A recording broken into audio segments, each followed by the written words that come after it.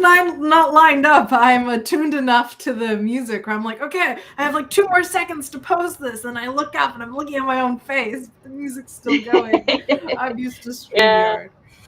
It's okay. I was trying to figure out the grammar of live now on and then at you and eyes. Sam and I's channels? Is that right? Yes. Sam and mine's channels? You could just say our channels. Eyes? I think it's Sam and my channels.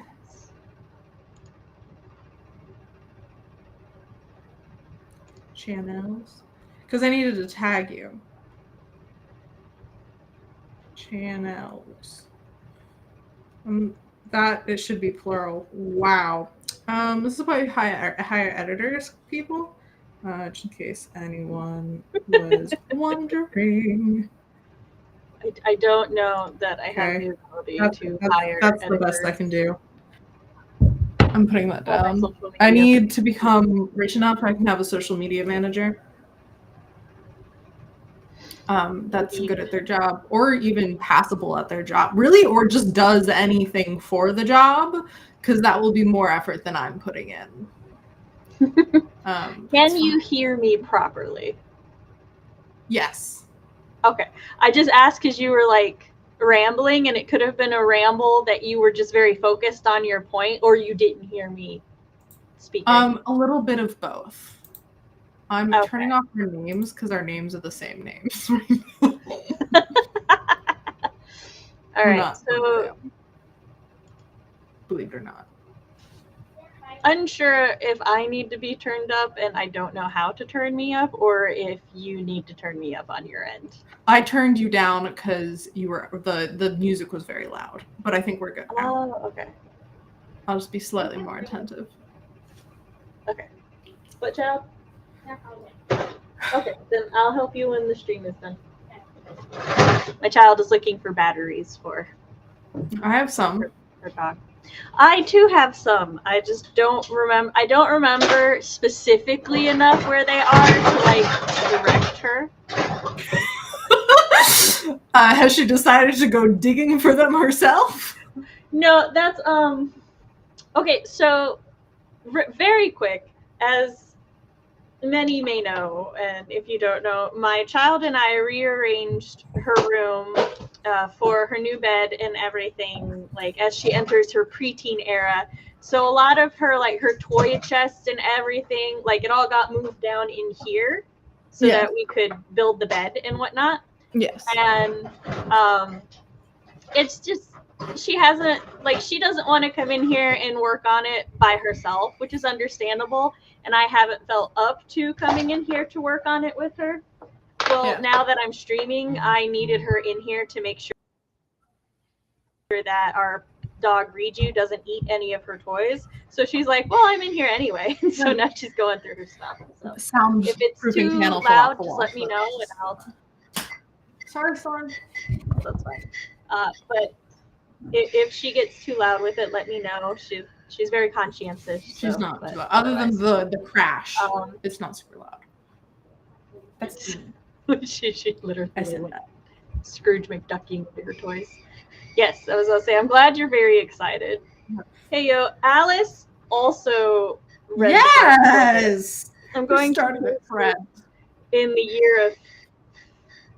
Well, I went in the year of favorites, and I was like, hey, my February pick also happens to be my pick for CV in my book talk, so smart. Maybe y'all should do that. But yes,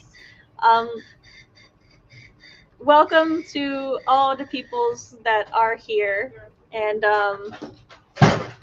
just so we know, our the book talk book club is me and CB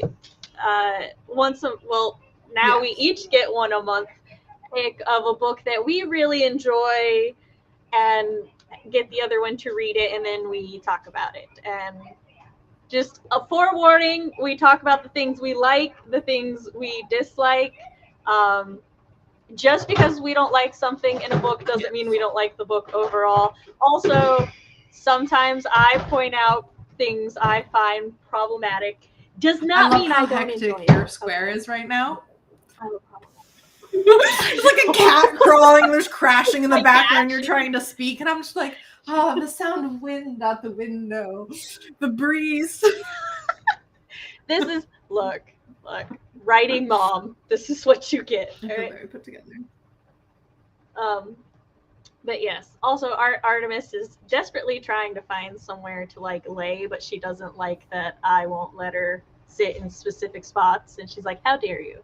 I'm gonna So this your is tail totally down. off topic. Not that we haven't gotten on topic yet, but I've been talking about how much my desk bothers me for weeks. I got a new desk, and I'm gonna be standing for the beginning of the street. So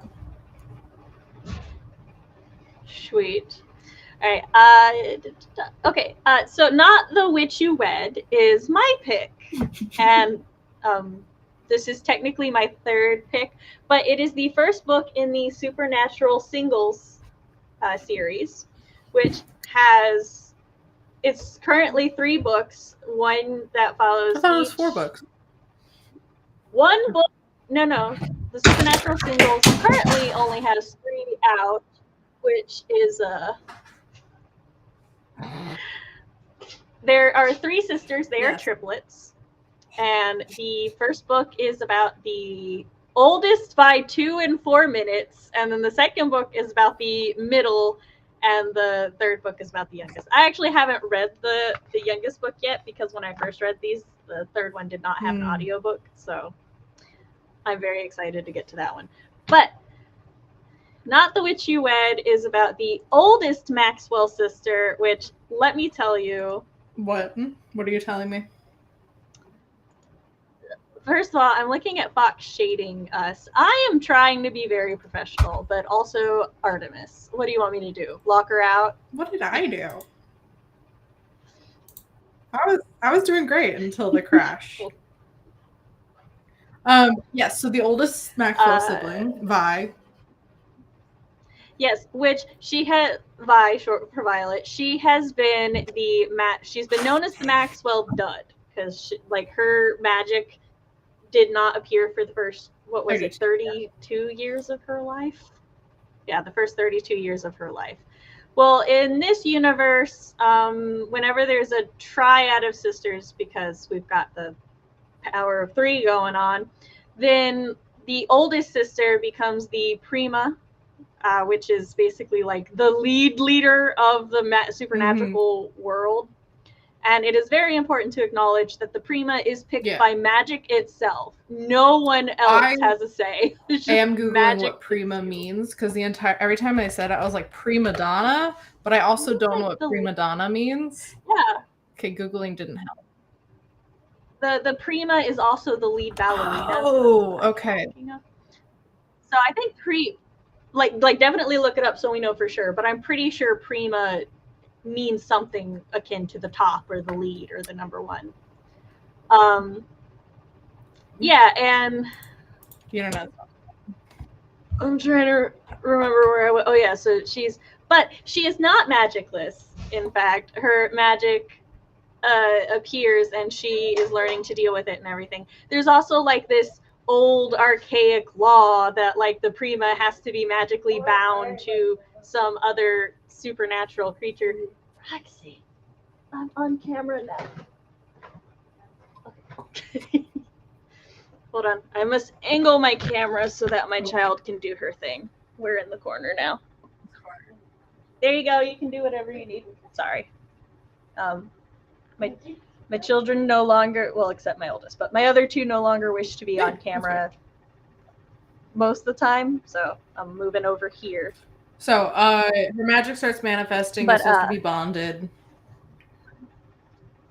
Yeah, she's supposed to be like magically anchored to another supernatural being to keep her power in check and all that other stuff. And our male lead is named Lincoln. I introduced the male lead. Our male lead. His name is Lincoln, which CB was teasing me. She's like, "Oh, that's why you like this. His name is Lincoln." Up the book and it's linked with like, a C, which is awful. It's terrible. Yes. Like everything about it. Like, yes, technically he has a C. I don't I have no idea if he is a Legend of Zelda reference, and the only reason I would even think he's a Legend of Zelda reference is because he's a werewolf. And there's that they so refer many to fucking like, references time. to everything in this. Like literally three so a many page. millennial references in there. Yes. So that could be it. Yes, Vi calls her Magic Sparky, so. But yeah, he's the alpha of the North American pack, which I like that the shifter communities are just like they're not all werewolves. He is a werewolf, but not all shifters are werewolves, and like the packs are intermingled species. So it's basically they're just kind of all united by the fact that we shift into animals. Not even necessarily all mammals either, because we got and a little bird. The poor bird that got bullied. I love him. And his best witch friend. What was her Mika. name? Nope. Misha. Okay, yes. I just thought of. Because my brain was like Zelda, and I'm like, that was not her name. But she was adorable, and I want a book about her going on wild adventures with her friend Bird, who has a name. Yes. So that's the premise of the book. The summary for the book is, also he's like turning 33, and there's a pack law that says all alphas have to be like married by 33 or mated by 33. And he's like, no, we're going to get that abolished, because he's trying to bring the shifter culture out of the misogynistic age into the modern age. That's his like whole thing. So that's the premise. And then the summary of the book is these two actually knew each other as teenagers. Like they kind of grew up knowing each other, and they had a romance. So she witnessed a forbidden blood match, and so his dad was going to kill her, but he was like, no, don't kill the love of my life. And his dad's like, well, I'm a piece of shit, so in order for me not to kill her, you have to be magically binded so that you can never tell her why you're just going to not show up and break up with her. But yeah, so you just have to do what you have to be my puppet now. And he was. His throat got torn out, and I was like, fuck you. You deserve that. Yeah. Shifters. Also, just because I'm noticing it, my fingers are fine. I still have the second skin on from the tattoo, which is why they look like this. I take it off tomorrow. So if anybody sees this, it's fine. That's not going to look like that after tomorrow. It's normal healing process. Yes.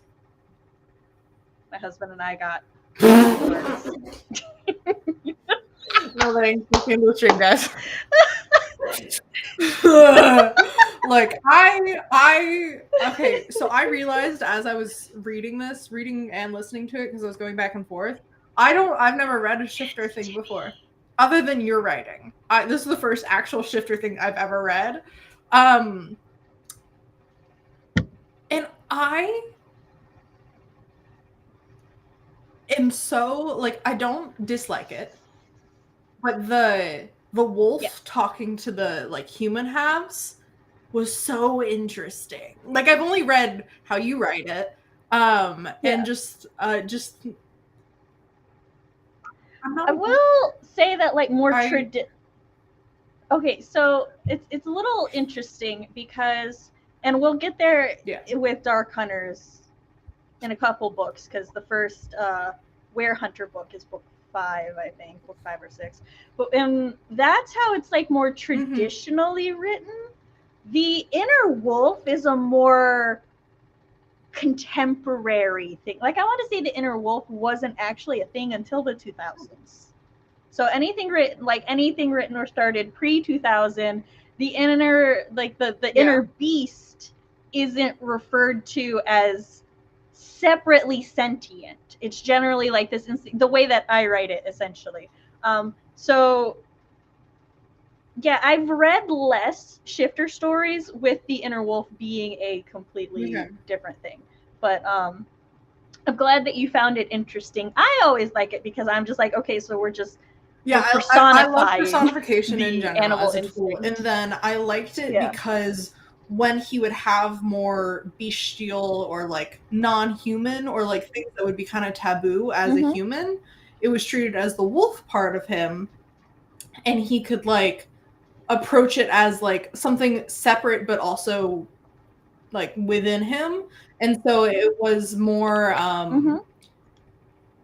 he didn't do it, but I can see if it was like a romance that was slightly darker, I would still believe in the like the guy if the wolf part of him was doing things that are like taboo for like the world that we live in.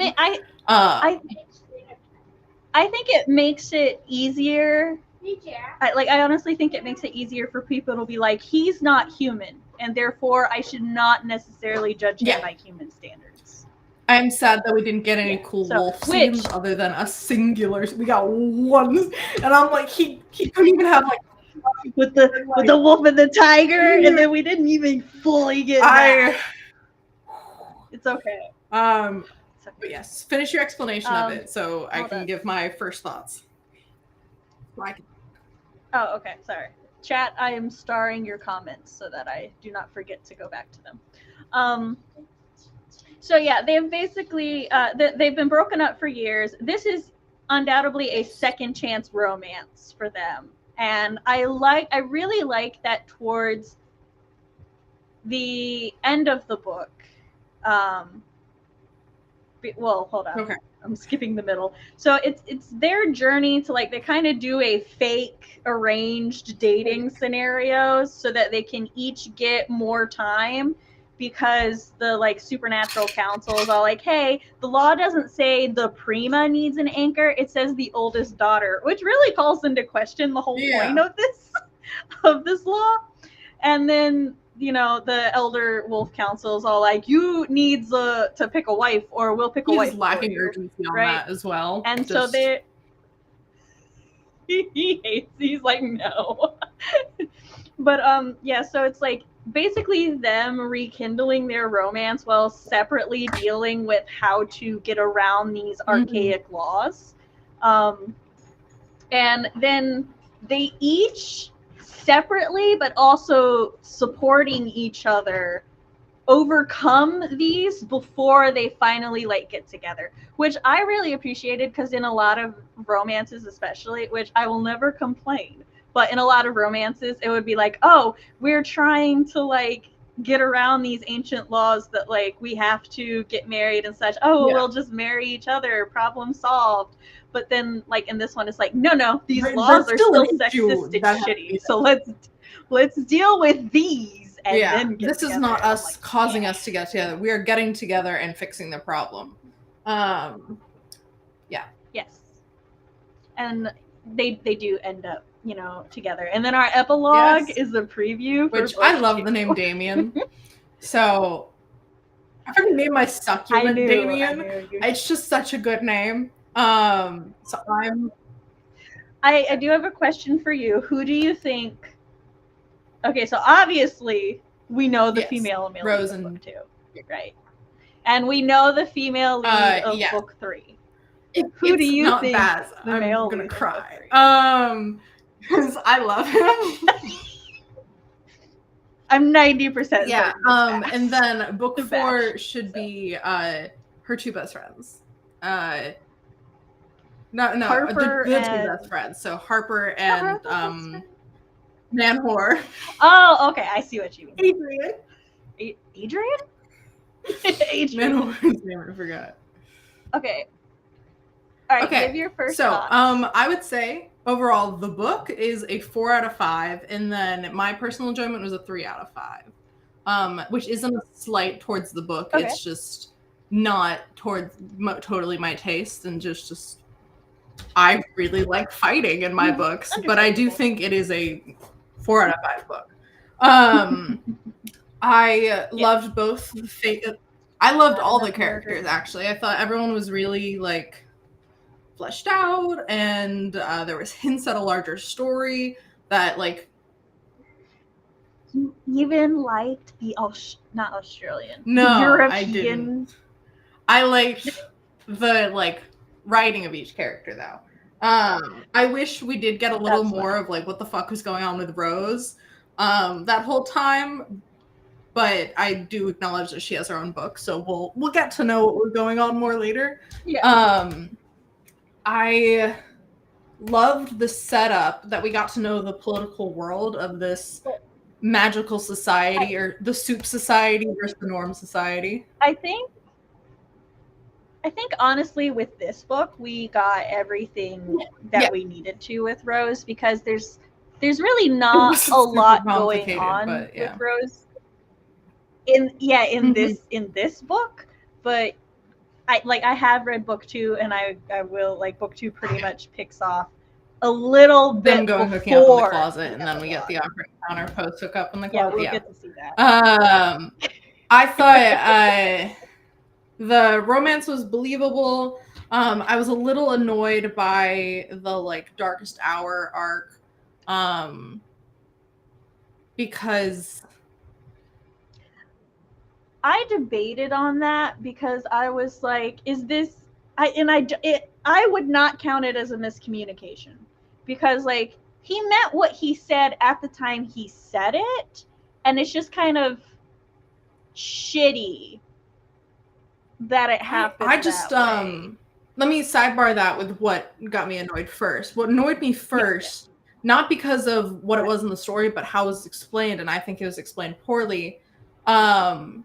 I know now that he was not able to tell anyone or do anything to suggest the magical binding contract his father put him under. But it did not make that clear enough. It made it clear that he could not talk to her about it. But I wish we got even like a line or two of him being like, when he was younger, he like tried to write it down or like researched it, or like something other than just like, my tongue swells up when I try and tell her. That sucks. Anyways, rather like, oh, I can't even like force my hand to write it out. Like I can't tell anyone else. Like I wanted it, and it needed to be, in my opinion, heavier established that he was unable to tell anyone. Because as I was reading it, I knew that that's probably what the author meant, but I felt slighted on behalf of Vi that he wasn't, that I could see trying harder.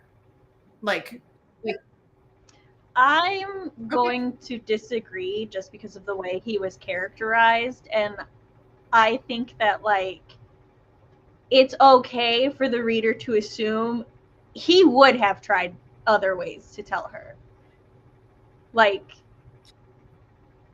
a line or two for the readers who like definitely want or need that confirmation would have been fine, but I don't think it was necessarily like, at least for me as a reader, I'm like with as hard as he was trying and as many times as he got hurt doing it, I'm like, he could have like he had to try, especially as a teenager. Like there's no way he didn't try other ways and has just but sort of I don't like that trope, or like at least I always feel like that trope isn't executed well.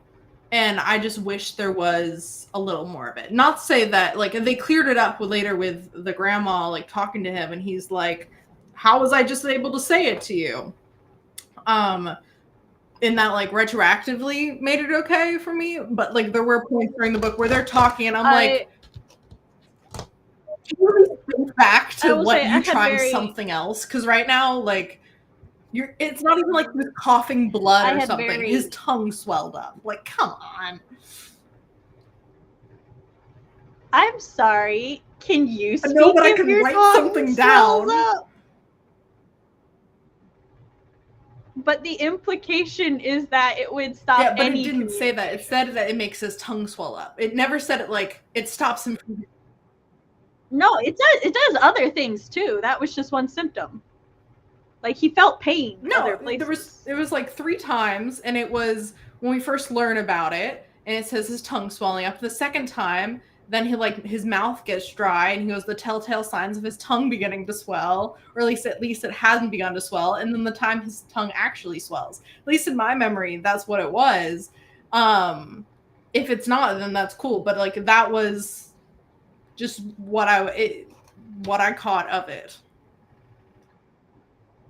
he specifically says that like he cannot tell her, and that one of the side effects is if he tries to speak. I got that he couldn't tell her, but I was like, why didn't he tell other people? Like, I understand that what the spell was, like, and I knew the whole time what the spell was, but I didn't feel like the book was effectively communicating what the spell was the entire time. Yeah, I know, I get you. All I was saying is that I disagree because, like, as a reader, I got that. So, like, since like I'm like, no, I understood what the writer was going for. I feel it was communicated well enough. Because, like, if it's not communicated well enough to me, that means that you can't get it no matter what. But again, I will say that like we grew up with two different schools of writing. And a lot of more modern writing will be like, no, you need to explain things more explicitly. So that could also, because we grew up under two different schools of writing, that could affect like our perception of when we read. Because we've had this conversation where with I got it, like 100% got it. Like I knew what was going on, but I wanted. And for me, that's all that matters, is that you got it. So, because I'm like, if you got it, then I foresee. I think part of it is like, you know, I got it, but I have theories all the time, and I don't know if they're right. And so I'm like, you just want confirmation or even just a little more evidence that I can like point to. Forced to be a dick iconic. Wait, what was this in reference to, Alice? Sorry, I'm going down. To ditch her at the river. Okay, yes. I wasn't expecting the shifter element from the cover and title. Loved the shifters in the council. Very similar to urban fantasy. Overall, my 3 out of 5, 4 out of 5. Go ahead. I have heard of Patricia Briggs' Mercy series, and I have been meaning to read it, but I have not yet. Yeah. I'm catching up on chat. I like the wolf being a different beast within because it proves a point during romances that have this effect or harder depending on the story. It just brings another level of stake. Yes, that too. Just for the record, the first time I heard the word soup in this audiobook, I thought it said soup. Oh, yeah, no, I did too. I was like, what the fuck are we talking? What? Yeah, I don't think it was needed to explain further either. Yeah, I thought he was going to have his second tell her the truth or something. They should have. Yeah, I thought his second knew what had happened, and then I realized no one had any idea what the fuck had happened, and I was like, oh, okay. I think it depends on the writer of that trope. It's executed very well. He was hexed from telling. I like CB's suggestion that he should have tried to write it down. I got it, but I wanted him to try harder to tell her. See, that's my thing. I think as a teenager, he probably tried harder, and because like this, like when he meets back up with her, this isn't like his first time ever meeting her, right? So, like as a teenager, there could have been. Yeah. No, I firmly believe. What I was hoping, or like when I first read it, I remember thinking, can't the grandma tell the that was the other thing along with it. Shouldn't like spells of this type be normal in this world? And he's like, I can't tell you. And she's like, you're under like some sort of hex, right? That we've been talking about the entire time. See, I think he can't even tell her that he can't tell her. I was just annoyed that not actually annoyed at her, but technically hexing people is illegal. We already know his dad's actually a dick. Illegal. So. Okay, yeah, but he's a shifter dick. There's no real reason for her to assume that his dad. I guess we know that. This why I don't know that she knew that. I understand that, but within the world, I was like, if I had a friend, like if I had someone that I loved and trusted so much that I was going to run away from my family, who I love and adore, for who I know's dad is a dick and doesn't want to do that whole alpha thing. We're supposed to meet up. Then all of a sudden, he's like, actually, no, I'm going to be like, do whatever my dad wants. I'd be like, there's something else going on. And I just feel like I understand she was young, but like, it almost felt like she didn't trust him enough to believe that there was something else going on. And he does say something like, I can't tell you. But I felt like, I don't know, that You're she almost didn't give him like the grace to be like, the benefit of the doubt. Yeah. But that was like, I feel that, for the record, I don't disagree with you. I also had issue with that. But also, I think that's just her flaw. I think that's her personality. Is definitely like, she was just like, I was willing to do all this shit for you, and then like her self-esteem issues came into it, because Violet doesn't have a lot of self-esteem issues, but she does have some self-esteem issues, and she was probably just like, oh, of course he wouldn't want to run away with the Maxwell. No, I thought it was believable, but it was still like frustrating to read. Which is totally fine. But yeah, I enjoyed the book. I ended up switching to. Who's your favorite sister so far? From what you know? I said, do you have a favorite sister so far from what you know, or do you I feel like I'm going to adore Rose, but right now I really like Olive. She's giving like Arrow spectrum, but also the pan spectrum, and I don't know. I really like her. I think she's like Anne Grace would be my guess. I haven't read her book yet, love her. Like, she's just like, oh, I'm off in Scotland reading some books. Oh, I'm coming home early from being off in Scotland. She used to be a lawyer. We get no explanation why she's not a lawyer anymore. She's 32 years old and she's done with lawyering, but she's good at it. She's lived her life. Law school like a couple years ago. I am so excited to be inside of her head because I just know it's going to be hilarious. Like, and she went to the fight that day and knew she wasn't allowed, and then he doesn't show up. Yeah, you screwed up, girl. Yeah, like, I'm like, how did she think she wasn't found out? She's like 6. But then you have to remember, she's like 16 or 17, and she's like, oh God, I'm so glad I got away with sneaking into that thing with all these supernatural people who can smell miles because away. Of age in this. And I don't hate her. I love her. Like, I love her so much. Oh yeah. No, it is totally fine. As I said at the beginning of this, it's totally fine to call out things that we are frustrated with, regardless of whether or not we like it. And no, I agree with you. Violet is not the reason I root for this couple. And I want to be like, I love her, but she annoys me. And I'm like, I'm not sure if she annoys me, but I guess this is now to say I love Link. I think he's super awesome. Yes.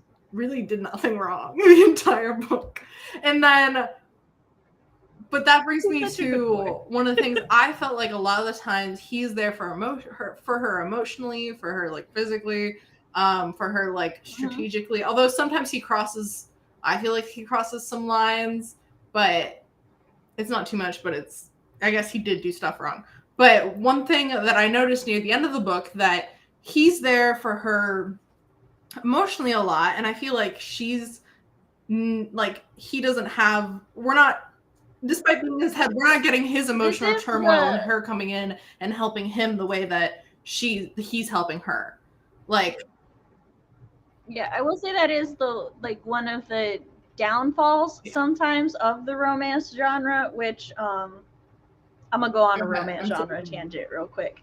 The romance genre, largely by and by, from its conception, has targeted women as its primary demographic, and therefore the romances are female gaze oriented for the most part, and sometimes this does mean our male leads get the short end of the stick. I am not going to say, like, for me, I don't criticize the genre for that, because it's balancing literally every other piece of media that has males as the demographics, right? Like, it's putting that balance. I largely prefer the romances where it is a balance, but I'm not going to criticize the romance genre for fulfilling a need that female that the female demo kind of deserves, right? But again, like, you know, me and you were like, come on, can we have this relationship be a little more balanced? That's what I get annoyed by with Violet sometimes, that it definitely doesn't feel balanced. And yes, the lines that he crosses, there are those lines that it's like, if somebody I wasn't in love with crossed them, it would be creepy. But he's allowed because she's in love with him. So I think that also what he's going through with his whole political trying to restructure society thing, and then she's like, wow, I have magic powers. I know that's like a way dumbing down of it, but it felt like their stories weren't balanced either. Like he was doing he's doing a lot, and I just wish we had a little bit with the kids center, but then he like swoops in and like makes it part of his thing. But I wish we got more of her, like her strength politically, and like her coming into the position as the Prima or doing Prima-esque things as well, like to match up to his being the alpha kind of things, maneuvering and such.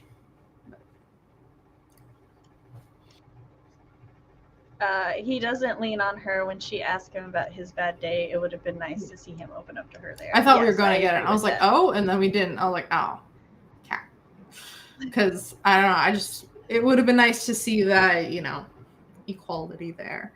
It's one of my bigger notes. And then, wait, what lines are we talking about? I mean, like the EMT breaking HIPAA laws to let his alpha know that his girlfriend was ran off the road. Then one of the things I wrote down was, and he fucking snuck in. No. He did not get permission.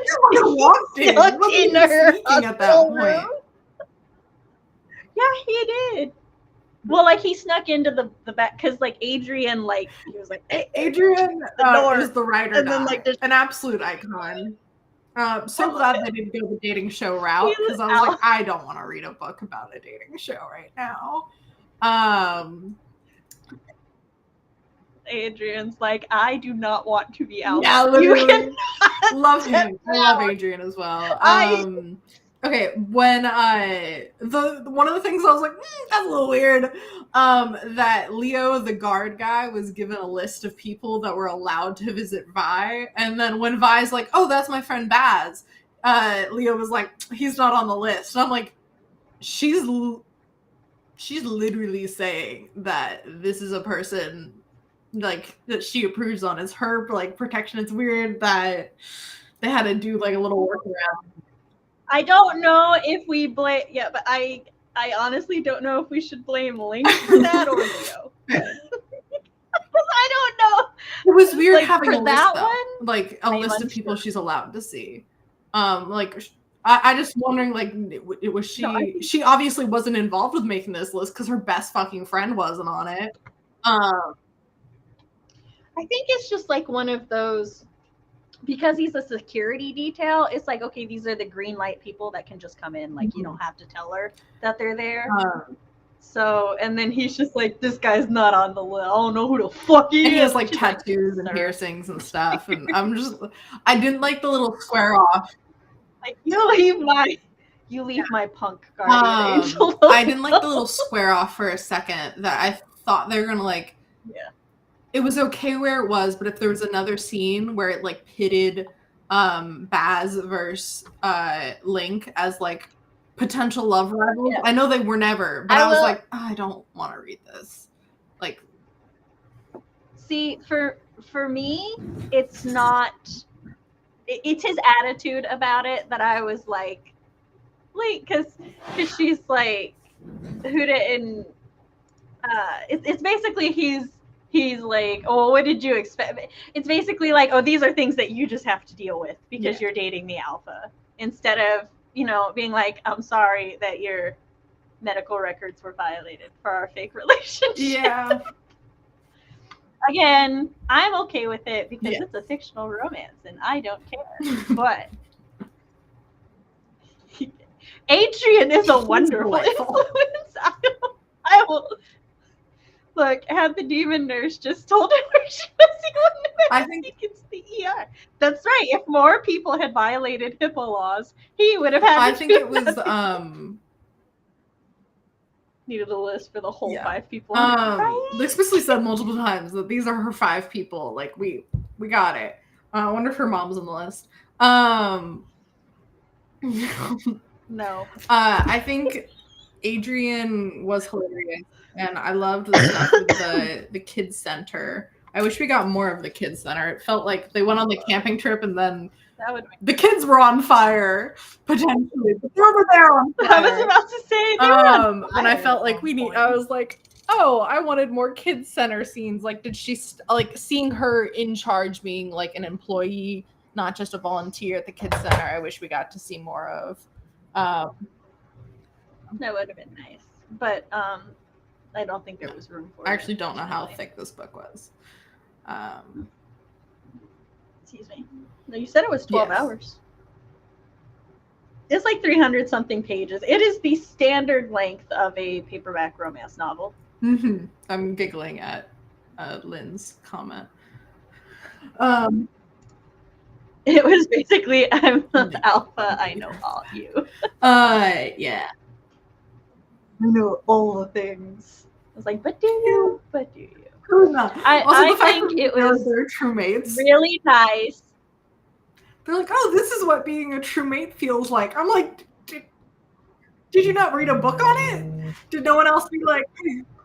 Well, to be fair, and the grandmother does say this, that they were not like the true mate radar had not gone off when they were teenagers because they were not yet the people they needed to grow into being, which I thought was kind of a cute turn on it. I also didn't like it. But also did not make sense to me. Like, in all honesty, I'm like, at the core, the like 99% of people are at their core the same person they were as a child into adulthood. Like, a lot can change, but your like base personality, unless like something extreme happens, people don't change who they are deep down, which means my true mate at 5 should have still been my true mate at 50. My question from that. Go ahead. But also, I think I would have liked it a little bit more if it had been spun as less of a destiny thing and more of a, but now you're ready to accept each other. Yeah. That would have been cute as fuck. Excuse me. Again, though, I'm right. Like, again, though, I'm down for soulmate things. I love them. So at the end of the day, I don't care. I'm gonna still love it. I don't know what I was talking about. Sorry. Well, real quick, Lynn said, it was pretty obvious that it was the guardian angel, her best friend, and her sister, so I know he wasn't a love interest for her, so I didn't mind the protective tension there. Oh, yeah, I absolutely never got a romantic vibe from her and Bash, so it really just felt like you could have squared up against her big brother. That Link came in, was like, oh, a man close to my woman? Like, and I was like, Oh, that's his wolf. It's like, how dare you? But then, like, I'm glad that didn't last too long. It was also... I like that they became besties after they beat the shit out of some assholes and got locked in prison with Adrian. They were like, we defended our girl together. And Adrian's like, I was there too. I'm always here, guys. I'm always here. Well, I find love. And then, like, at the very end of the book, Damien comes in, and it's like, no, Adrian's getting Yeah, I was like, does Adrian know this guy? Does Adrian approve of this Damien? Who's happy? You know, I don't actually remember if Adrian and Damien They're actually know exes. each other, so that'll be interesting. Because for a second, I was thinking if Adrian was going to get paired up with Rose. I was like, oh, that's interesting, but yeah. No. No, Adrian. Yeah, but he wants everyone, to be fair. Yeah, but he's especially down bad for Harper. Yes. So. I also like that Harper is a virginal succubus, but also down to other kinky, stuff. and She was like, "There's other options," and I'm like, "I love you." I'm like, I love that. She's also pan by because she mentioned she wants a guy and a girl at one point. And I was like, you know what? Okay. Yeah. But I did wonder if he was her guardian angel because he was between jobs and very protective. I think they do tell their charm. I want to know more about how guardian angels work. But I don't. Like, so do I. Like, oh, I'm between charges. And I'm like, did one die? Like, is it you only get one for like a couple months? Like, did you die? Did you get fired? Like, yeah. How does this work? Her grandmother didn't tell her they were true mates when she said she saw fireworks when they had sex. Yeah, that was rude, Grandma. She's fucking Merlin. She's not fucking Merlin. She is Merlin. Like, she is the Merlin of the world, which means she just says cryptic shit and does whatever she wants in her lacy thong. But to be fair, it is pointed out, like, Vi goes, like, am I going to be cryptic as shit, like, when I become Prima? Yeah, I know. I love that. Like, she's like, do I have to do this shit? I don't want to. And she's like, you do whatever you want, which means she knows and does it on purpose. Well, she can, like, see the future and shit, so who knows what's going on. Which, honestly, kind of makes me stand her a little more, even though I hate when they're cryptic, but I'm like, oh, she 100%. She doesn't fuck with people. This is how she's enjoying her retirement. Sam. I was like, if the grandma dies, I'm putting this book down. I had to double check. I was like, I'm pretty sure she doesn't die. I would have remembered her dying. She should have. Oh, that happened with me and your grandfather. LOL. You. She kept saying that. She's like, that's just how me and your granddad were. Like, I love their book. But I think it's weird that there isn't, like, with Link being so, like, hell-bent on finding his true mate, as far as he didn't pick up a book on, like, how to tell someone your true mate. You have sex, and if it's a witch, here's the thing. Here's the thing with it. I think that for the most of the book, that was his excuse. Okay. because he's all like, yeah, I don't want to get with anybody who's not my true mate. Or he's like, yeah, I don't want to be with anyone who's not my true mate. And then he and Violet are in a fake relationship. And he's all like, I want to mate Violet. I want to be with Violet. And then, like, but then he's like, you know, if Violet and I don't get together, then I'm going to have to mate whoever the elders pick for me. And then, you know, she's all like, so he wouldn't mate with me? And I'm like, honey, first of all, he didn't know that was an option. She's the one that's repeatedly made it clear that this is a business arrangement. But also, he never stops and thinks, if I would pick Violet over my true mate, would the other person really be my true mate? I think that the entire time he's subconscious. So I think the true mate. Yeah, I think his wolf. They made that clear. So I definitely think it was a deflection. It was him hiding. He's like, if I can't be with Violet, then my true mate. And I want to get married unless I find her. There's so many, like, in the little bit of soulmate stuff I've read, like stuff about your soulmate, which I'm referring to true mates as soulmates in this, are like widely known. Like, people talk about, oh, look forward to, like, what happens when you meet your soulmate, or like, what's it like, and that kind of thing. And so for something as visually obvious as fireworks during sex, and everyone being like, I wonder what that means. The only redemption of that is it seems like Edie the grandma and her late husband were really the only true mates that anyone in this realm knows. Like, there's no reference to anyone else finding their true mates. Or it's like, oh, that's practically a myth other than grandma. So that's my only like defense of it that like makes it more okay, is the fact that this is such a rare thing. But still. Or maybe it's like super common and people just don't know. They're like, my mate just happens to be real good. Everyone just happens to sparkle and they orgasm in this book. Sparkle? They said fireworks. Is basically the same thing. His wolf was like, look at you fucking idiot. I like that she named her magic. He should have at least wondered, right? Then he wanted her. That's how I know, right? It's like the one person me and my wolf both want. Oh, Violet's the one person me and my wolf. It's like, and her magic being crazy around him was pretty obvious. Something was up. I feel like I can, in all honesty, I can forgive Violet because like her magic was new, and she's like, it was just going crazy, like all over the place.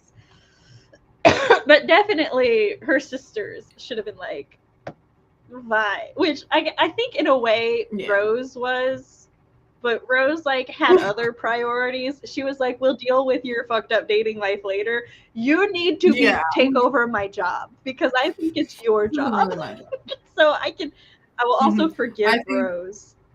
Olive should have known. Olive is too book learned. You have not read a book about true magic. Why is my sister's magic acting up around this one specific person? To be fair, she took a long time to tell them, like, because they're like, oh yeah, the alleyway and the bar. And she's like, actually, it's a lot of times. It's usually when I'm being horny around Lincoln. And it took, like, that conversation. At that point, I feel like someone would have been, so you're going to look into that at all? Or, because that seems because it's like, hey, look at this cause and the effect. I wonder if they're related. I will mildly forgive Violet herself because I understand the abandonment trauma. And for her, she's looking at it as, it's when I feel strong emotions. You feel strong emotions.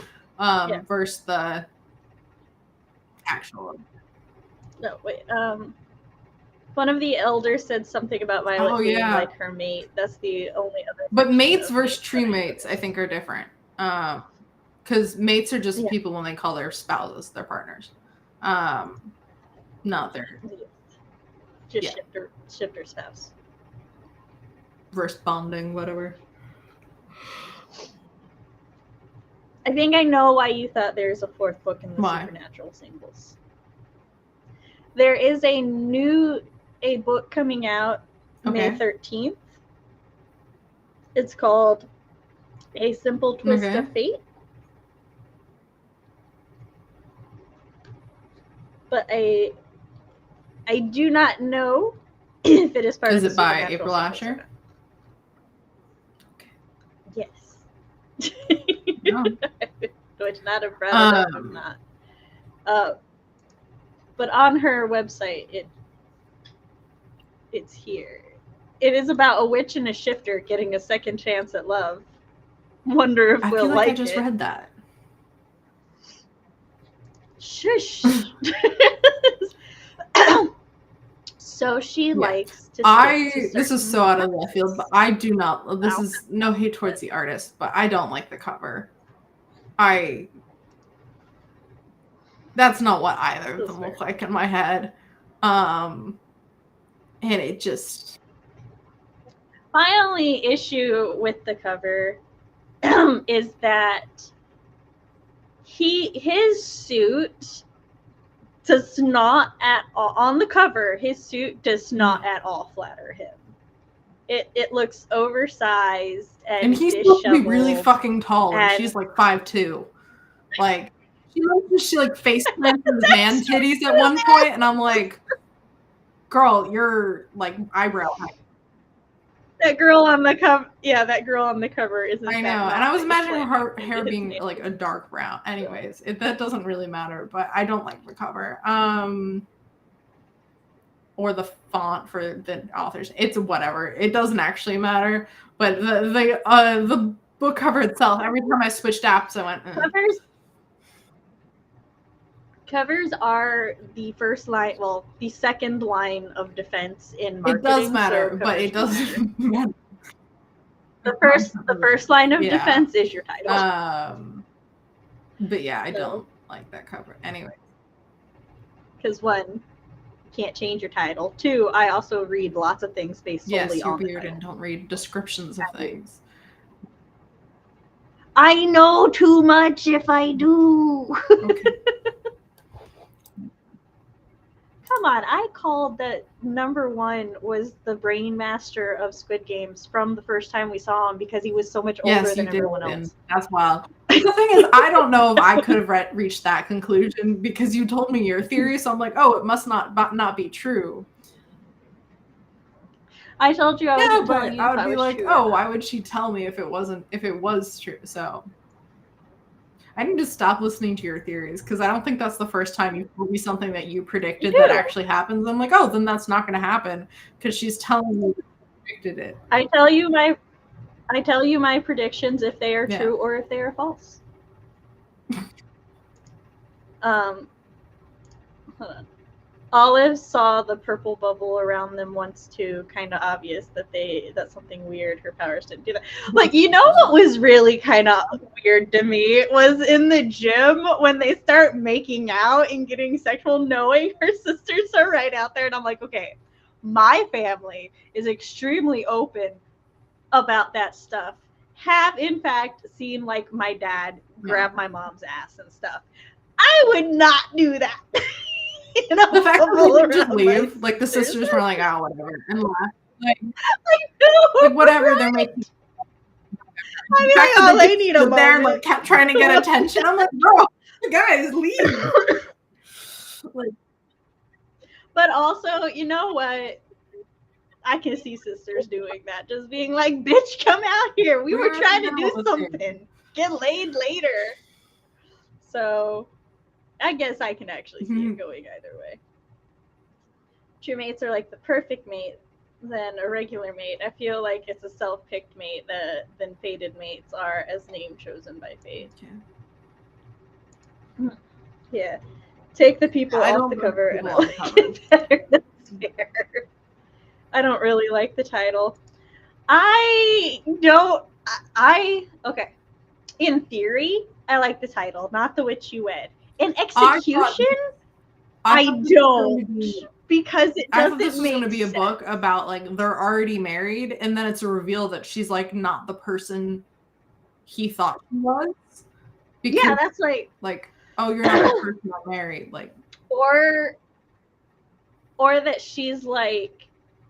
Or that he's like only ever dated like, you know, the stereotypical girl that you bring home to your parents and stuff, and then she's like a wild child on like motorcycles kind of girl and going off and doing all these things. Yeah, that's not the witch you wed. But no, it's just.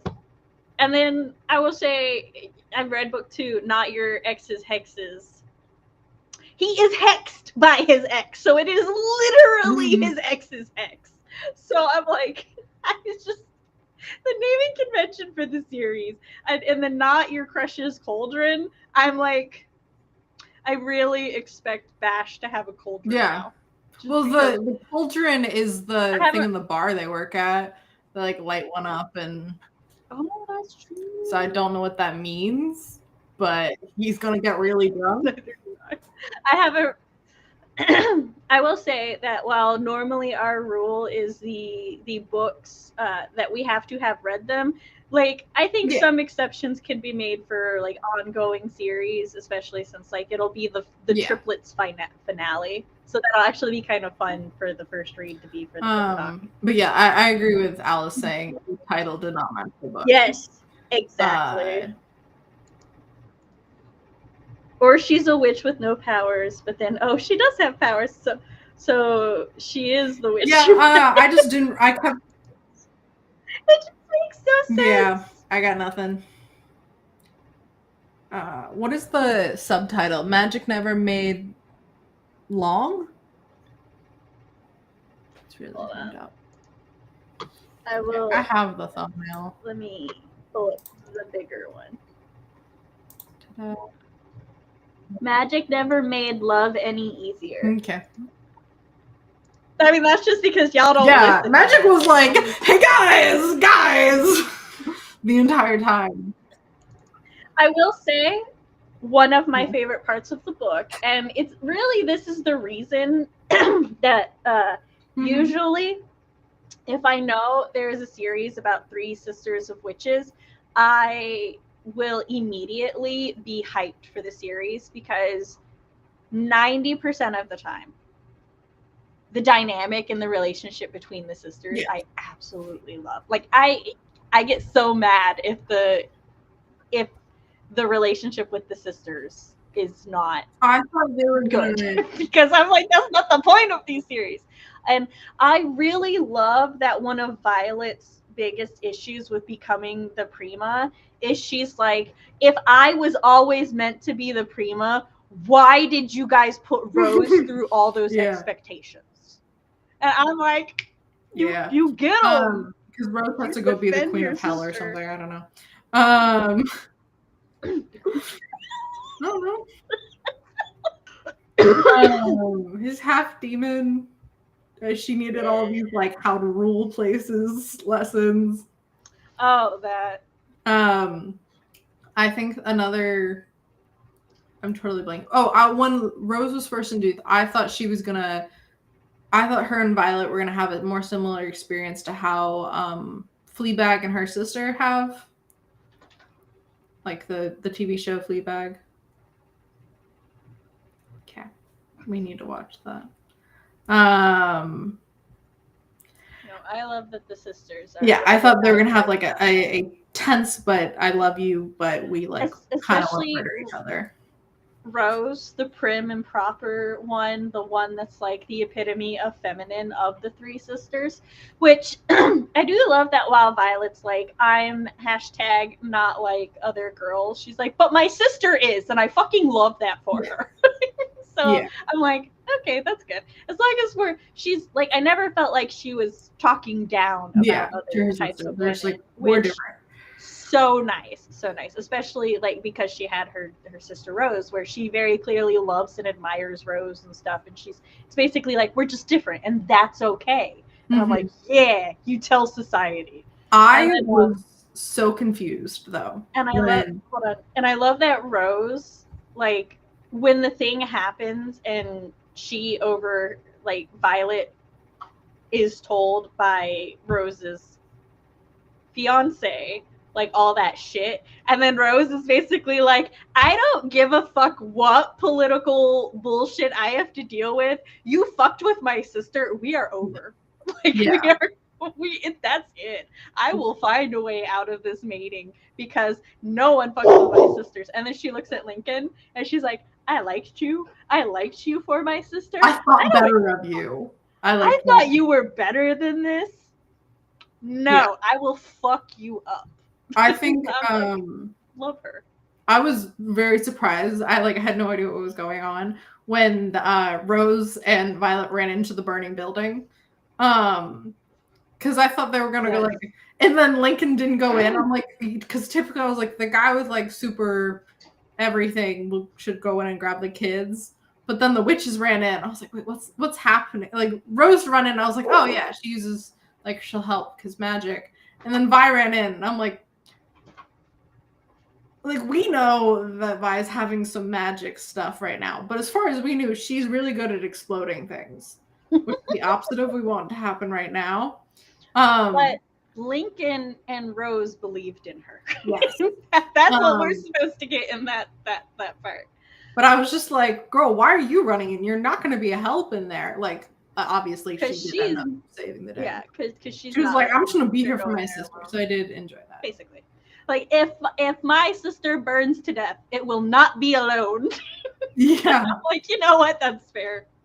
Yeah. I was hoping Violet was a plus size rep character, but she's really just described as curvy with D cups. I think they're all supposed to be plus. I think all the sisters are are supposed to be plus size. I did not get that. They said she had like D or double D. So I figured we had very similar body types, which I think is just like it's called straight sized or something, like mid-sized or whatever. I didn't get the impression that she was plus size. I got more in I'm totally blanking, but in the Dark Hunter series. I forget which one, but I totally thought one of those female leads was definite Bride for sure in the Dark Hunters is plus sized. I think Grace is mid-sized or plus sized. Amanda and Tabitha are not. Yeah. But anyway, I didn't really. I mean, she's not rail thin, but yeah. So I know based on the covers, I think all three sisters are supposed to be a little thicker. But as previous stated, we cannot necessarily trust the covers. So yeah, that is very fair. They did say she was very tall and model-esque. Mm-hmm. Yeah, I don't know. I actually don't know what they said Olive looks like. I would like it if all three sisters were different body types, especially with them being triplets. That would be cool. Yes. Okay. Lincoln's wolf believed in her deeper than anybody else did. He was super chill about it. I'm glad he was like, I'm letting you make your own decision. But the other half of me was like, why are you letting her run into the fire? How's a building on fire?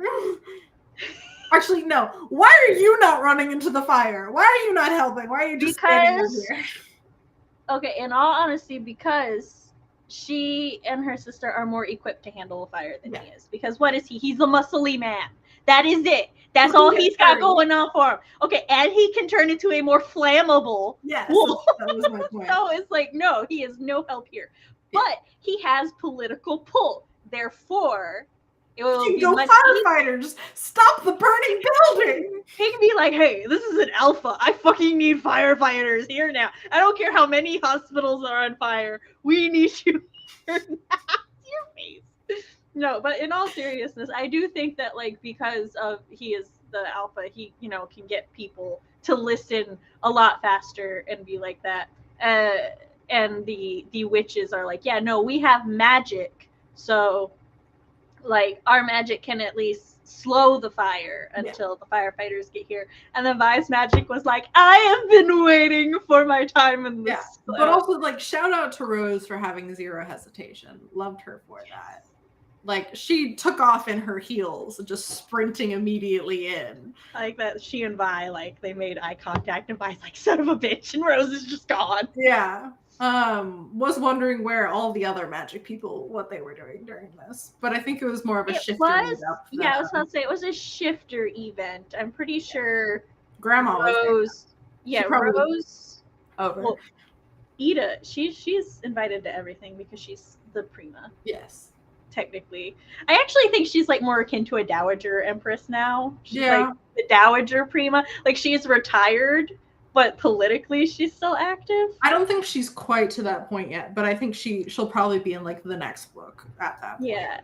Where she's dowager-esque. And then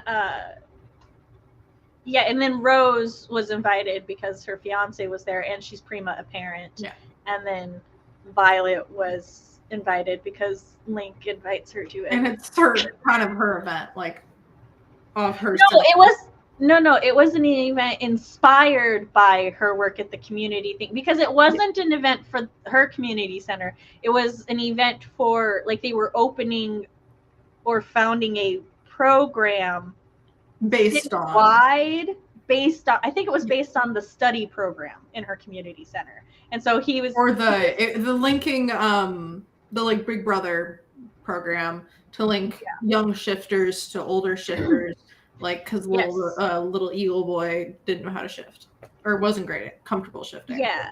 Either way, it was a like, it was more like if her thing is like specifically one center based, his was like on a larger scale but inspired by it. And so he basically wanted to be like, look at like your hard work is now inspiring and growing to all this other hard work. And the fact that hunting is still a thing in this world, like going out and hunting animals with guns. It was implied that the person was like breaking the law anyways because they're eagle shifters and it's already like illegal to kill bald eagles in the US. But but it's just like that is like imagine being like a human norm in this world and going out hunting and running the risk that one of the things you shoot could be a person. Like that is apparently a risk you're willing to take. They do kind of touch on it a little bit in that humans and supernaturals do not necessarily live in full harmony of each other. Yeah. But and that like this is a world in which supernaturals were on the losing end at one point, but now they have come to a balance and an agreement with the humans, because it mentions at some point the only reason that the community has survived the way that it does is because of the primas. Yeah, because they have like world-ending powers. Yes, because the primas could be like, yo, listen, motherfuckers. You keep killing my people, I'm just gonna kill all the people. Them flying in, and I feel like we didn't get a good enough adjustment from Baz being like, hey, no, I can't access the Angel archives. I know. Then all of a sudden it's like, we got this in the Angel archives. And I'm like, how? Like, did Baz just break the rules for it? Which is, I was about to say, for me, I don't remember much of the second book. Haven't read the third book. So this feeling is entirely from the reread of the first book. I am very concerned about his safety because like she was like, I will not reveal my sources. And I'm like, he did not get that information legally. And he's standing right there, and it's so obvious who the source is. But I do like how the Angel representative, like when they were like, how can we trust that this is accurate? The Angel representative was like, hold the fuck on. Hold up. You can doubt a lot, but don't doubt us. How dare you? Yeah. Like there's a lot of weird, shady stuff going on over here, and I get you, but those Angel records. Yeah. I do wish, like Lynn said, I do wish we got to see more of the world overall, but for what we did see, I mean, it wasn't as relevant to the plot, but I think what we got to see of the inner workings of the shifter dynamics and then the glimpses of how norms and soups interact with each other, I think that's really like it's an interesting world setup, and I'm excited to see more of it. Yeah, I think she does a great job in being like, this is all the cultural stuff relevant for this plot, but also there is enough information about what's not relevant so that it feels like a cohesive world. And it's like, okay, things probably make sense. We just don't know all the stuff, which is really the best that anybody, like, in my opinion, that's how all fantasy should be. I don't need world.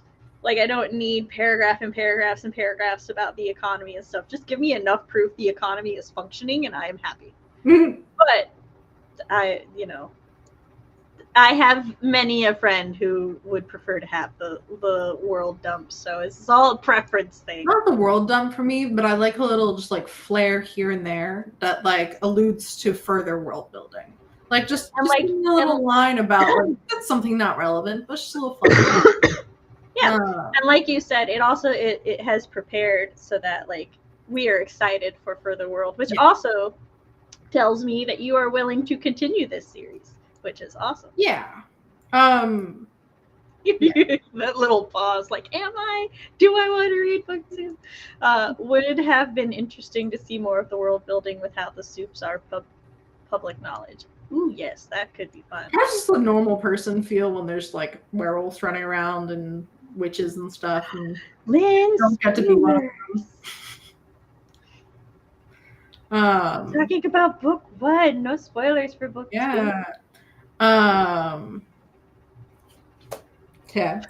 My cat's over there, and she's not paying attention. She has a little paw up covering her eyes, so that mine has been right here. She is full on lifted.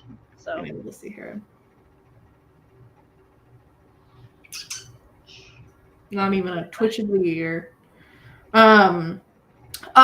Which brings me to a point that I texted you about. This book is it's written for millennials. It's not written for anyone else.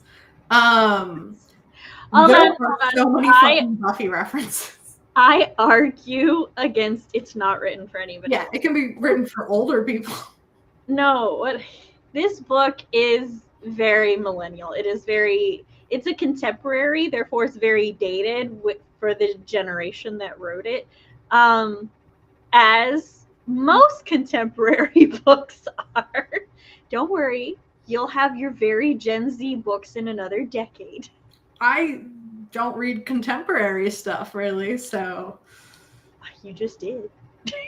Of my own volition. Here's a contemporary romance. I have nothing I got. What's really interesting, like one thing that's going to be really interesting for me to see from you is, so Dark Hunters. Yes. I read Dark Hunters when I was your age. Yes. And it was contemporary of the time. And it was very Gen X. No, not historical. It's very Gen X. So then, like, this is now contemporary, and this is very millennial. And so for me, I'm going from reading a very Gen X series to a very millennial series, and I'm like, it's a really smooth transition for me. But also going from the Gen X to my generation. My generation makes me sigh so much deeper than the Gen X books do. And so it'll be like, it's interesting for me to see your reactions to the different ones, because you never once, I think, brought that up with the 2 Dark Hunter books that we read. They weren't as riddled with pulp culture references. But they were. I just think you didn't get them. I wouldn't even realize they were happening then. That's my point. Okay, this one where I'm aware, I watched like the first episode of Buffy. Yes. And then I stopped because I hated the random dude that was in it. The like nice guy friend. Yes, I too hate him. Yeah, and I was like, I don't really want to watch more of this. But my mom loves Buffy. I've seen like clips of it. Like, I know Willow's a lesbian. I know she's a witch. I didn't know she was going to annihilate the world. Buffy was considered feminist for its time, but even at the time it came out, there were things in it that rubbed me the wrong way. So. They're making a reboot / spin-off or That'll something. Be interesting. And I've seen like clips of it on TikTok. But they talked a lot about Buffy in this and all sorts of other things. And I'm like, I'm vaguely aware of that, but I don't really get it. And just like some of the lines, like violent, like, I don't feel like peopling today. That's when I texted you. I was like, that was... See, that's what I mean, though, because like there's stuff like that in Dark Hunters, but it's more 80s phrases and stuff. So I feel like that feels more okay to me because it's before my life. Like this just was happening when I was a kid. That's what I'm saying, though, because yeah. See, that's what I'm saying, though, because Dark Hunters, like, I was raised by 80s and 90s culture because my mom is a Gen Xer. My parents are as well. But yes. Maybe that's what made it more like palatable, because at least I look at my parents versus looking at me. No, not as much, but just like older people on the internet. It's like looking at like older YouTube videos as well, where I don't want to like cringe, like shame, but it's like the feeling that it induces cringe. I'm like, there's nothing wrong with that. That's embarrassment. But it immediately I get hit with the secondhand embarrassment. And there's nothing wrong with all of that. It's just I have a visceral reaction. It's like I said, that's just really interesting to me because when like with the Gen X stuff, I'm just like, okay, yeah, that's very like stuff I grew up with and my parents and my aunts and uncles. And then like I read this and I'm like, ugh, other millennials. But like I don't really feel embarrassment, so I just kind of shake my head and am amused by them. But then I'm like, but CB is very easily embarrassed and cringed. Which cringe is just embarrassment. I don't care what anybody says. It's the same thing. I had an argument with somebody about that because like they were using cringe and I'm like, I really hate that term. And they're like, why? And I'm like, because you're calling it embarrassing. And they're like, no, I'm not. And I'm like, please like, describe the emotion of cringe to me. And then they like, yeah. And so a lot of just everything about this book was, it felt directed, it was for millennials. And yes, there's nothing wrong with that. It is written by a millennial for millennials. Yeah, I just felt kind of disincluded from it as well. Like, yeah, I can get that. Like, oh, I'm not, like, this isn't for me, kind of. They're not the target demo. Yeah. And it felt like, even, not just, like, not the target demo, but I wasn't on the mind at all when it was written, which is fine. Like, I'm not the target audience. But, I don't know, it was a little distancing, and I think like the closest I can like get that is like a contemporary thing I've read is like Percy Jackson while growing up, and Percy Jackson references Beyonce, I mean, which is timeless. Well, timeless in my lifetime. Always been a factor in my life, Beyonce. But like Spider-Man and Daleks, like all of those things are referenced in Percy Jackson, but they're almost things that are longer last. I guess, I mean, people know what evergreen. Then what? Evergreen.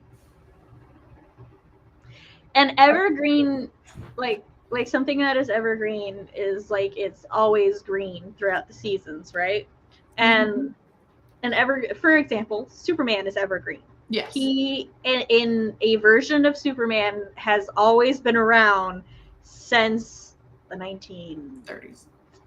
Thank you. I was trying to figure out if it was 20s, 30s, or 40s. Since the 1930s. So it's like if Superman is referenced, generally people will just like it doesn't date the book. If somebody's all like, oh yeah, you know, Christopher Reeve's Superman, then you're like, oh, we're talking about somebody who's older, right? And then if they're like you know, Batman, and you're like, yeah, okay, Batman's evergreen, but then they're like, oh yeah, the Dark Knight, and you're like, son of a bitch. Yeah, I mean, with like Percy Jackson, like Daleks, Doctor Who, they've been around forever. I mean, Beyonce is the most timed thing of that. Spider-Man's been around, you know, forever. But it just, there are things and topics that date contemporary books. We felt much more specific than those. Yes. Like Pokemon cards, but it puts me back more to my childhood rather than the 2000s.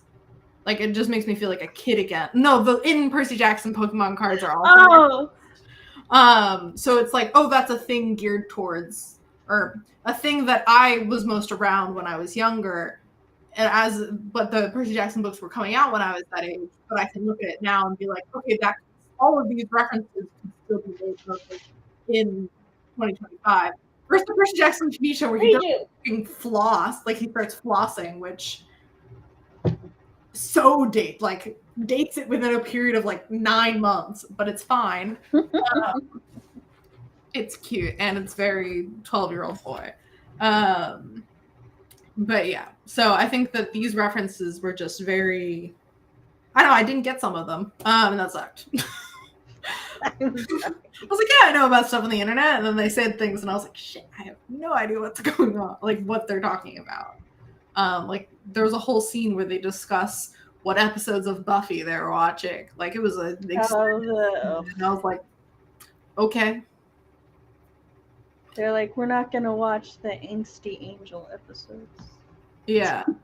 And I was like, like, is that because they're not good episodes, or because it has some relevance to the situation? Because it's romance.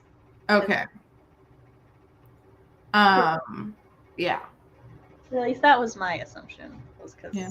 And they also mentioned something, if there's like, I was like, oh, maybe there's werewolves in Buffy. I assume there are. There. Buffy. Also, the fact that Buffy exists in this universe where all of those things are real, I'm like, wouldn't that feel? Yeah, that's wild. You mentioned Sam and Dean Winchester, which I do understand, but I was like, Sam and Dean. I personally love supernatural things as monstrous creatures, and there's a whole thing like arc of being like, hey, maybe they're people, and then being like, no. So she started eating some of your stuff. You're supposed to be into it, make sure she doesn't eat it. References can make it feel more real, and yeah, Buffy is like a big thing, but there were so many references. I felt like not every page, like I said earlier, but I do believe every chapter had a couple, and it just got it. I don't know. It was a lot, which might be up some people's alleys, but yeah, I thought the supernatural mention was great. Mostly because I was like, I understand that, I've seen that, but I think about the implications within the world of having all these like TV shows like Supernatural, and I'm like, that's odd. So I don't mind if there are a lot of references in something, and I especially feel like in contemporary fiction, that is where the most references are allowed to be made, because real people fucking reference shit so much throughout the day. My husband especially, like, he is a reference robot. I feel like references start to feel like they're too much if they are A, references the reader does not actually enjoy on a personal level, or B, references the reader knows is a reference but does not understand. Because the second one starts like to that feeling of exclusion, and then for the first one it's annoying. So for me, I dislike Buffy being heralded as a super feminist, pro-woman piece of media, because I feel even through the lens of the time it was created, it was not that. So I really, anytime I hear, or anytime it is referenced heavily in fiction where the main characters are objectively like really strong characters and more of a feminist mold, and then they're all like, oh yeah, Buffy, I'm like, it makes me hurt inside. But I also understand that like a lot of, it's not an unrealistic thing. It's not an unbelievable thing.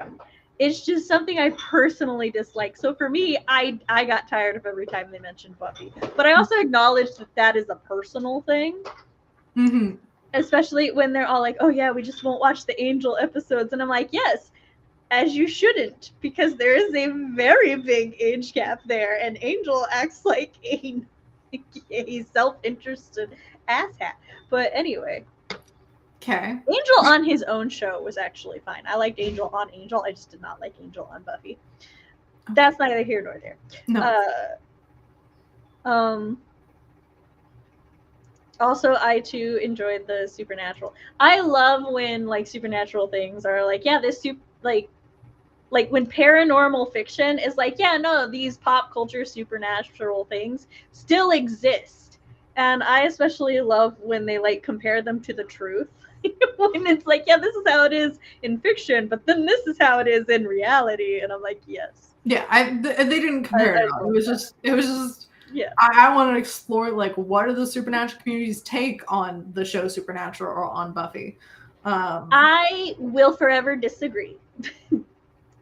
having both grown up watching Buffy, having grown up in a house where my father absolutely anything with a strong female lead, my father was obsessed with.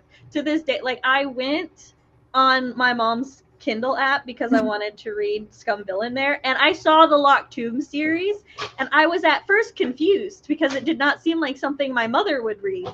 And then I was like, my mom and my dad share a Kindle. And I asked my mother, and in fact, it was my father's, the Locked Tomb series. And he liked Buffy, but I just, as a kid and a teenager, I just did not.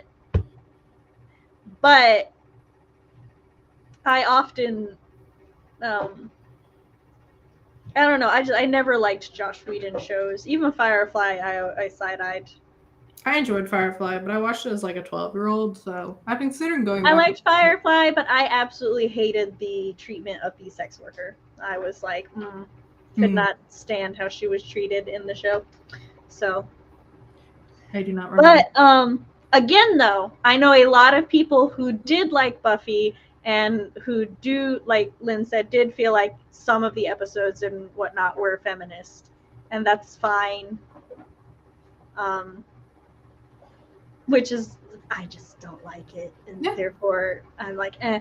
But I don't feel like, from an objective point, I don't think it was mentioned too much. It was mostly mentioned by Harper, specifically, like as she was harping on it to get her friend out of her sour mood, and I'm like, no, that's what friends do. Yeah.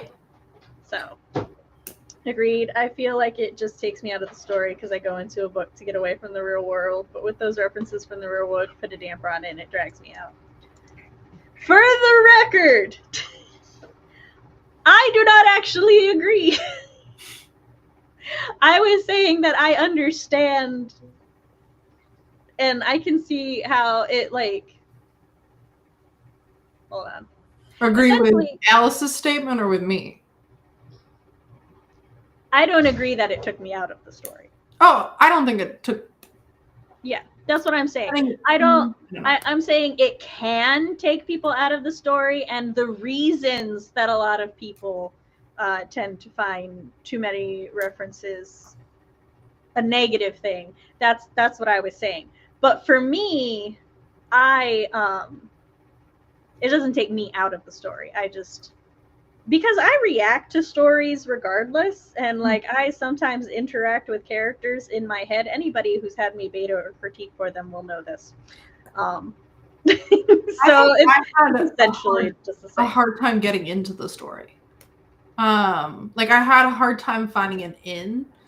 And I think the closest I got to finding an in was like Lincoln's point of view and stuff. And then the fact that he got like the short end of the stick, which is fine, was kind of a, for me, was another reason why I think it's like a 4, but I would rate it 1 lower. Fair enough, Alice. Fair enough. Yeah. And yeah, I just had a hard time connecting with the story overall. Yeah, I just couldn't relate to a vast majority of, like, actually really any of it. I would have liked that, but I feel like Charmed references would have been too on the nose given the premise of the story. I haven't seen Charmed either. I tried watching the remake, but it was really bad. The original Charmed series is really good. There is a point, I want to say season 4 or 5, where it goes downhill to me and to a lot of other people. Mm-hmm.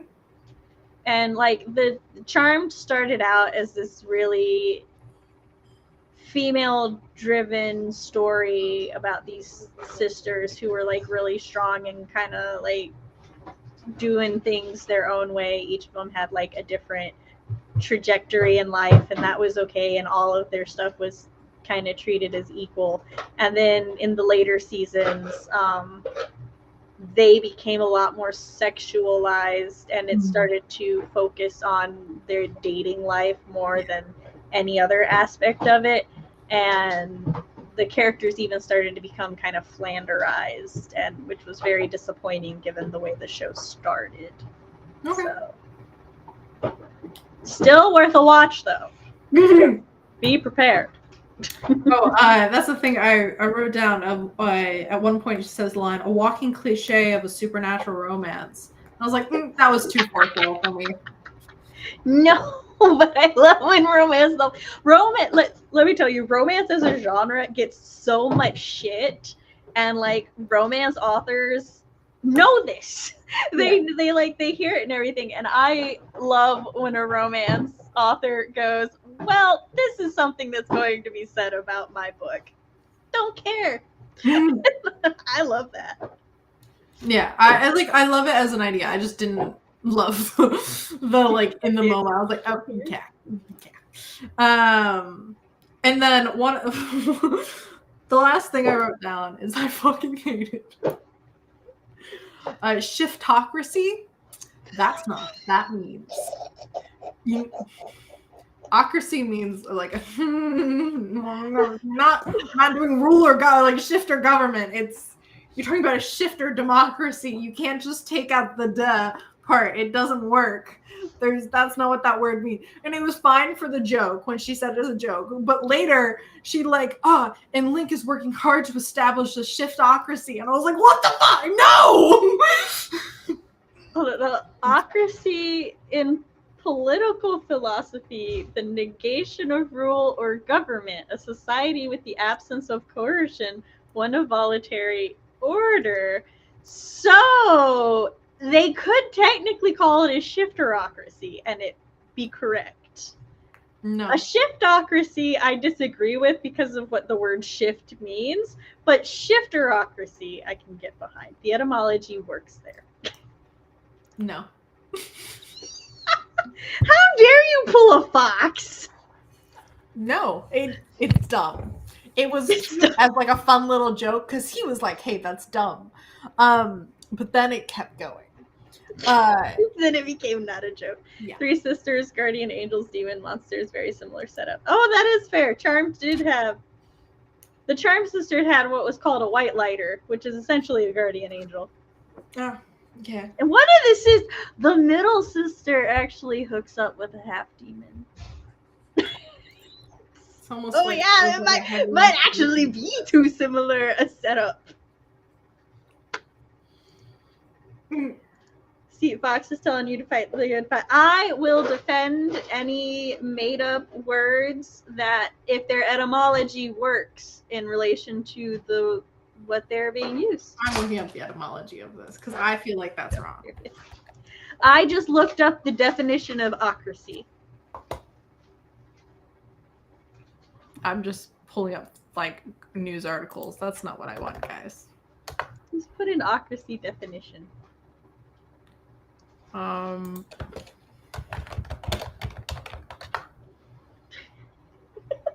Variant form of crassy. And what does that mean? How did you spell it? I don't know. I don't know how to spell. Oh my gosh. I'm thinking, okay, so what I'm thinking is like theocracy, right? Ruled by religion and shit. People are going to tell me I know what theocracy is now. But it bothered me because I know. That's it. That's the end of my reel. Ocracy. Hold on. I'm copy pasting the definition.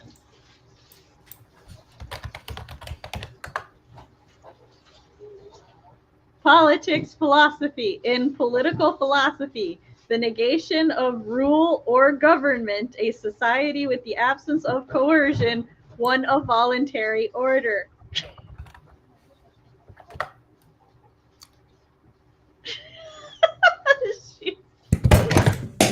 Now my sound things are falling off the wall. This is all your fault. I don't know. Whatever. The etymology works. Look, But I did only if really it's poorly shift- in social studies but- for a long time. But only if it's shifterocracy. If it's shiftocracy, then that implies a changing of the government at a region. Well, actually, that might work too. No. It's not specific enough. I'm saying no. You're the same person who would name a town Townsburg, Sam. I would not name them Townsburg. That's You would name it Townsington or something. Townsington is fine. I have no What idea how is- to stick these to the wall, guys. Maybe I need to wash the wall first.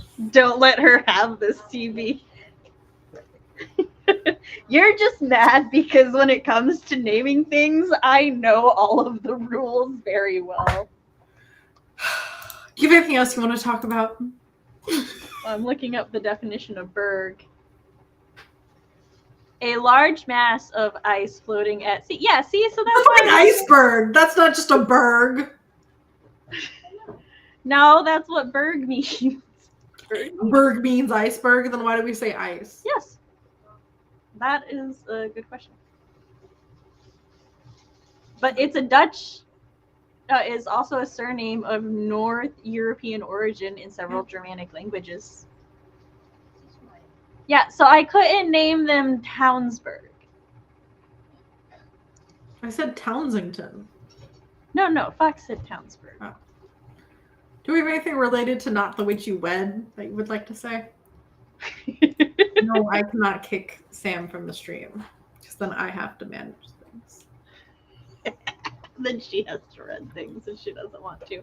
I need to angle my camera down. Do you remember what kind of shifter Adrian is? A lion. Right. Also, I like how no one has pointed out that Leo is a lion shifter. Leo is a bear. Why is Leo a bear? His name is Leo. He's not a lion. I'd rather Leo the lion shifter. I think that'd be great. Actually, I like Leo the bear shifter. It's round. Like the name Leo is round like a bear. That's fair. I enjoy that the naming conventions in Not the Witch You Wed are what I expect from a supernatural romance. Damien the half demon. Lincoln the wolf. Leo the bear. Oh, it's because the fucking thing in the sky. Isn't it? Isn't there a constellation that's a Leo? Or it's a lion. Leo means lion. Right. I'm thinking about like the Ursa. Major. Ursa Major. They're close. They're both in the sky. Leo is literally I know. lion. He was the guardian angel from Charmed. This is actually just a Charmed fan fiction. I'm okay with that.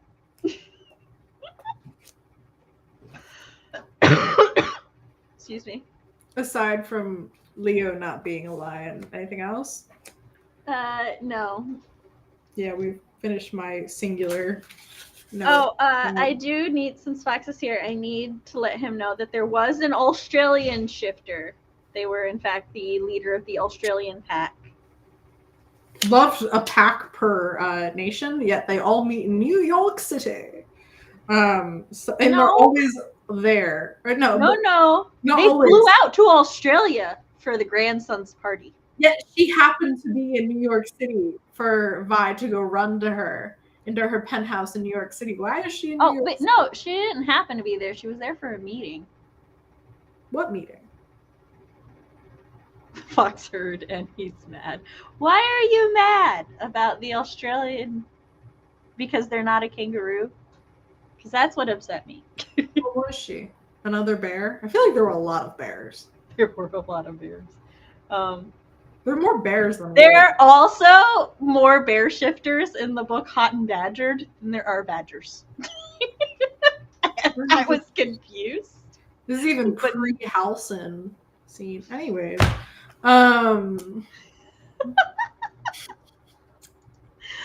right, so everyone wants to fuck a bear.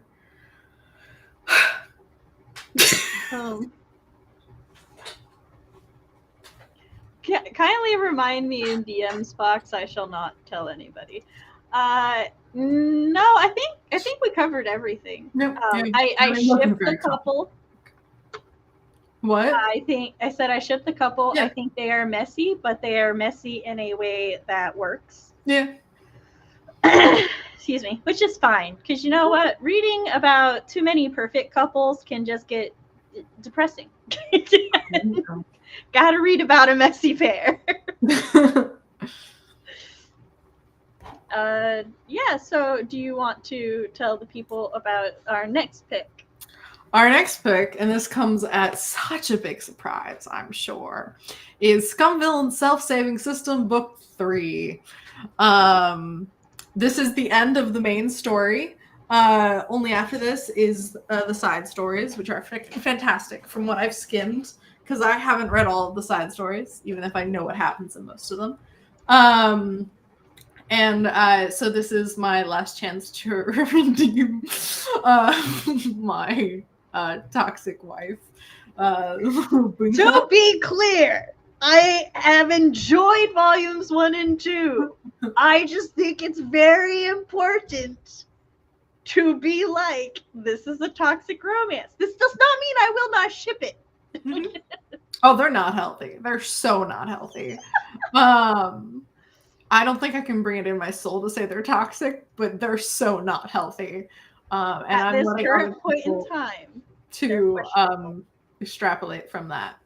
But yes, so this is the thrilling conclusion.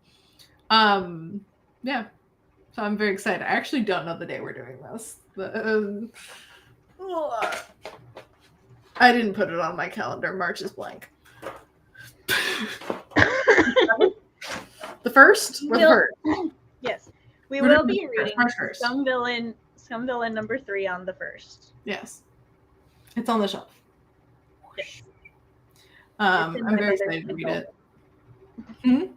I said it's in my mother's Kindle. Yes. Yeah, a lot happens. A lot happens in this book, actually. So much happens. I thought this book was split into 2. I was like, you know what? Everything else is paced kind of weird. But I thought, or like a book and a half, but it doesn't. So just a lot's gonna happen. This is a very busy book. So I'm excited.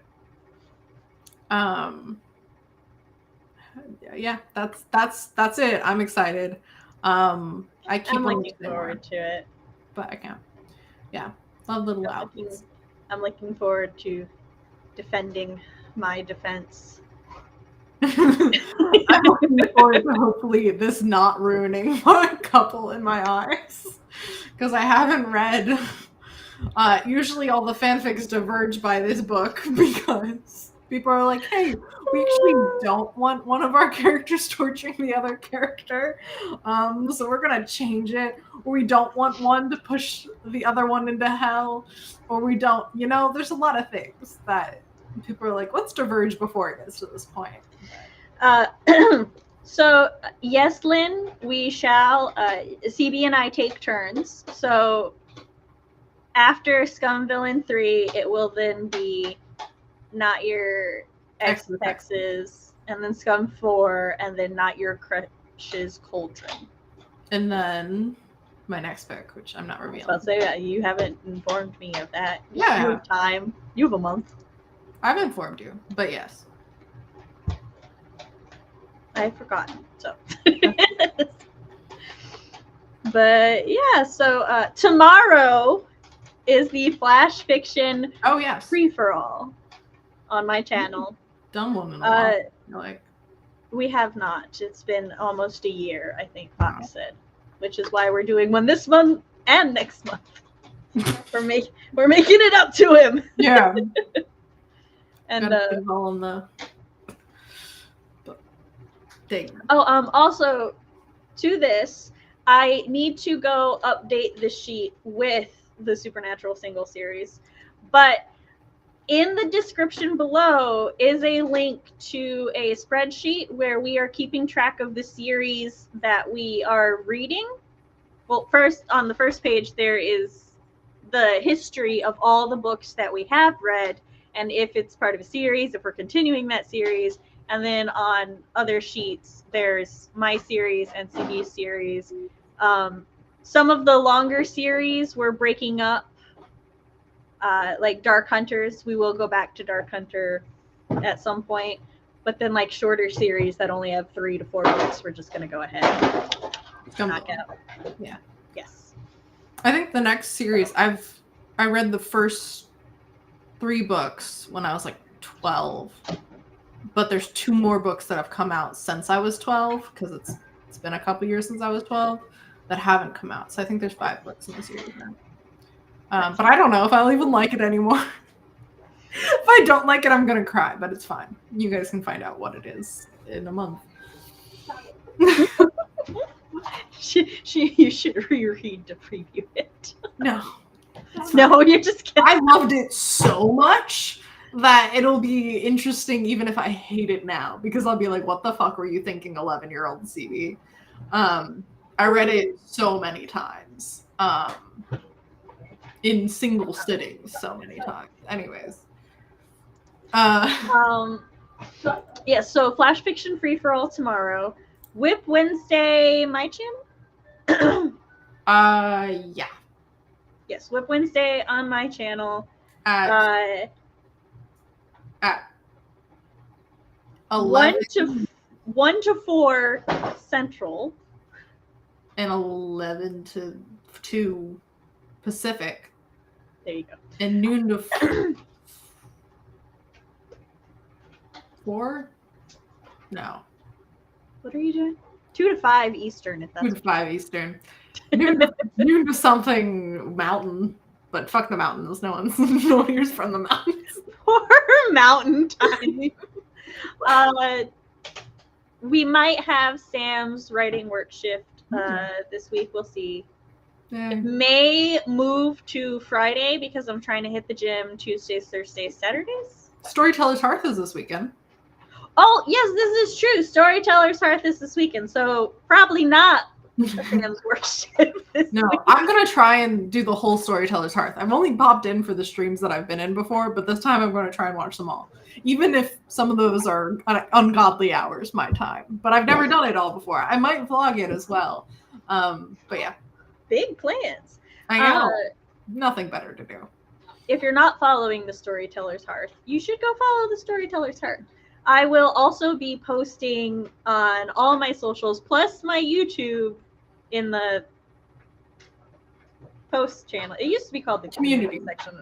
It is still the community tab. Mm-hmm. I will be posting all of the Sam appearances because I will be, helping host the opening, closing, my stream, and one of the 3 break streams. Plus, I will be co-hosting several places. Not on CB's channel, though.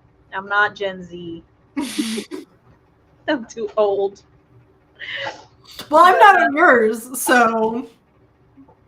Yeah, but I offered. Yes, I did. In my server, I tagged. I said, if anybody wants to join me. Message me. This one's the same. I'm special. I need to be personally knocked on the head to be asked questions. You know this.